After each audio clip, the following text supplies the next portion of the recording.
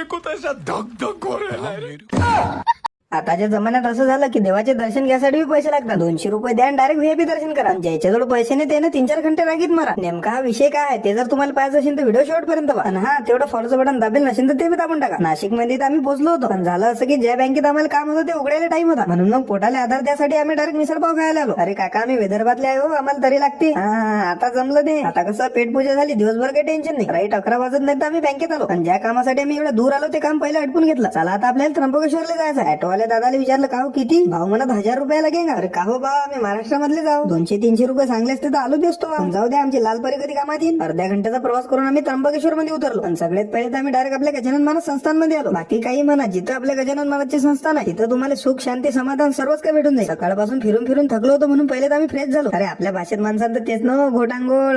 टकाटक तयारी करून खाली आलो, कुपन काढलं, पटापट जेवण करून घेतलं. आणि त्याच्या बाद आपल्या सर्व प्रेमाच्या माणसाला भेटलो, त्याच्यासोबत फोटो वगैरे काढले. आणि शेवटी बाहेर जाता जाता आपल्या महाराजांचं दर्शन घेतलं. आणि तिथून डायरेक्ट 500 किलोमीटर चालून आम्ही एसबीआय बँकेत आलो. जे काम होतं ते पटकन अटपून घेतलं. आणि तिथूनच दर्शक पुढे येऊन आपल्या त्र्यंबकराज ज्योतिर्लिंगचं दर्शन करायसाठी आलो. तिथून फुलं वगैरे घेतली आणि आपल्या चपला त्याच्यावर देऊन दिले. दर्शन करायला चाललो होतो तेवढ्यात मला बोर्ड दिसलं, 200 रुपये द्या, 500 रुपये द्या, डायरेक्ट व्हीआयपी दर्शन करा. म्हटलं का रे बा, पैसा बोलता हे तर ऐकेला, पण मंदिरात बी बोलायला लागला. आता देवाच्या दर्शनासाठी बी आता भेदभाव होऊ राहिला. ज्या लोकांजवळ पैसे आहे त्याला डायरेक्ट दर्शन, आणि ज्याच्याजवळ नाहीये त्याला 3-4 घंटे रांगेत लागा. हे पा असं आहे मग पैशाचा विषय आहे भाऊ. डायरेक्ट दर्शन हे नाही पडलं राजा आपल्याला. निदान देवस्थानच्या ठिकाणी तरी असं नाही व्हायला पाहिजे. 3 घंटे बारीत लागून दर्शन घेतलं. बाहेर येता बरोबर आपल्या प्रेमाच्या माणसाला भेटलो. म्हटलं भावांनो, आजच्या व्हिडिओ मध्ये तुम्हाला एवढंच पाहायला भेटेल. त्याच्या पुढचे येणारे व्हिडिओ एकदम खतरनाक येणार आहे. त्यासाठी झपाझप तुम्ही तुमच्या भावाला फॉलो करून घ्या.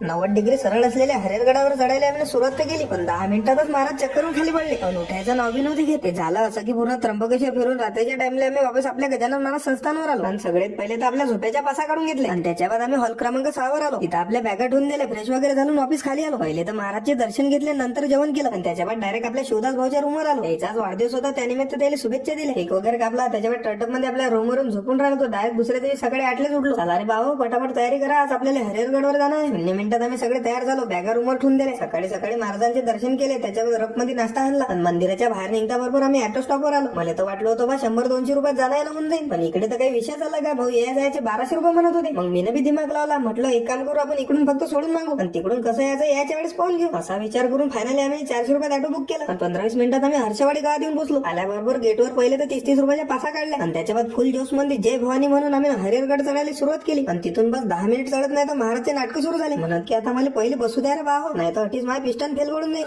यार मेरे को तो ऐसा धक धक हो रहा है.